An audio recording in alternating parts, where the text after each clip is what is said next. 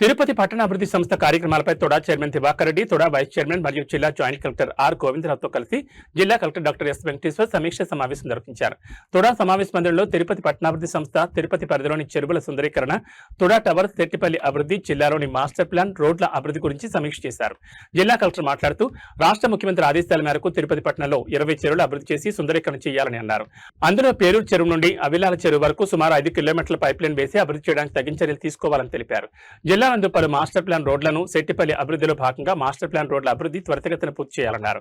పట్టణ ప్రజలకు అందుబాటులోకి త్వరలో తొడా టవర్స్ నందు మొత్తం 12 అంతస్తులో నిర్మాణం జరిగిందన్నారు. కమర్షియల్ ఫ్లాట్లు, అందులో 234 ఫ్లాట్లు ఉన్నాయని తెలిపారు. 2 BHK, 3 BHK, 4 BHKలు ఉన్నాయన్నారు. టవర్స్ పనులను త్వరితగతిన పూర్తి చేయాలన్నారు. ఈ సమావేశంలో irrigation SE Venkateswar Prasad, TUDA secretary Srikanth Babu, TUDA SE K Ravindraiah, TUDA chief planning అధికారి దేవికుమారి, తొడా భూసేకరణ అధికారి సుజన, ప్లానింగ్ అధికారులు మరియు తొడా అధికారులు తదితరులు పాల్గొన్నారు.